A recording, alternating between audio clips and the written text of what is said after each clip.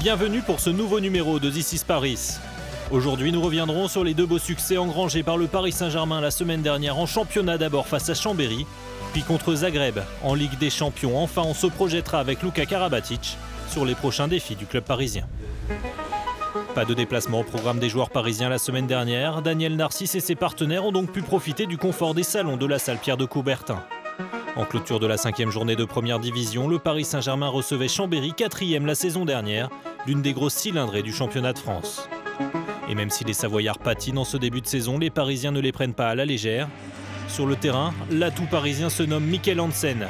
Il garde d'abord Paris dans le match, avant d'appuyer sur l'accélérateur en seconde période. Le Danois, 14 buts face à Chambéry, égalise son meilleur total en carrière et prend seul la tête du classement des buteurs. Paris se détache à la 40e minute et ne sera plus rejoint. Hansen conclut la soirée sur un jet de 7 mètres, magnifiquement tiré. Le Paris Saint-Germain s'impose 35-27, signe une 5e victoire consécutive en championnat et conforte sa place de leader. Il peut surtout se tourner sereinement vers son match de Ligue des Champions contre Zagreb. Il faut qu'on continue de bosser et on sait qu'on a un match dur ce week-end en Ligue des Champions à la maison, donc on va se reposer et on a fait ce qu'il fallait ce soir. Maintenant, place à la Ligue des Champions. Ja, das ist eine Mannschaft, die richtig aggressiv spielt, die gegen Kiel mit 7 Tore gewonnen haben. Dass sie ein schwerer Gegner für uns werden, das ist ja klar. Aber was soll ich jetzt sagen? Wir wollen immer noch nach Köln. Und wenn wir Zagreb nicht in Paris schlagen können, was sollen wir in Köln?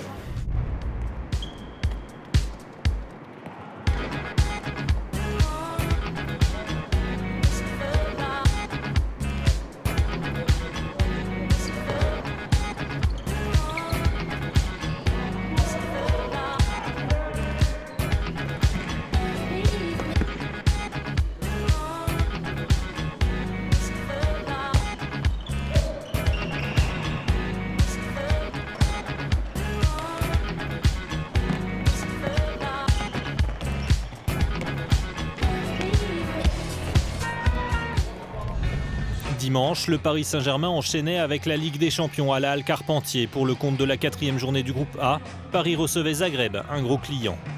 Battus l'an dernier en Croatie, les Parisiens ne veulent pas se faire surprendre à nouveau et étouffent leurs adversaires d'entrée de jeu.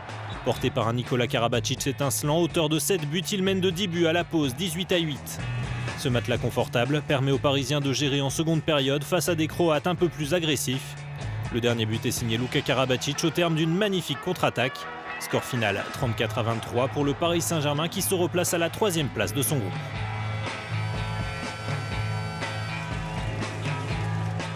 Tout de suite, tout le monde était très concerné, très concentré dans la partie et on savait où on voulait aller, donc on n'a pas à calculer et on a montré de belles choses, surtout en défense avec une énorme agressivité, ce qui fait que les tireurs en face n'ont pas trop trouvé les solutions et même quand elles les trouvaient, Titi était derrière pour fermer la baraque. Il faut qu'on reste sur cette dynamique-là, rester concentré et garder cette agressivité-là pour les matchs à venir.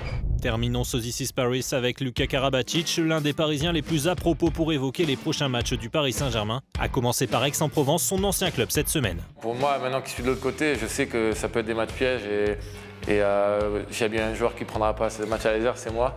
Je sais qu'on sera attendu comme il faut et que les joueurs sont vraiment à 100% et donneront tout contre nous. Je pense que c'est un endroit où il devient de plus en plus difficile de jouer avec Aix-en-Provence parce qu'il y a vraiment une bonne équipe, une belle atmosphère, une grosse ambiance et il y aura beaucoup d'équipes qui laisseront des plumes là-bas.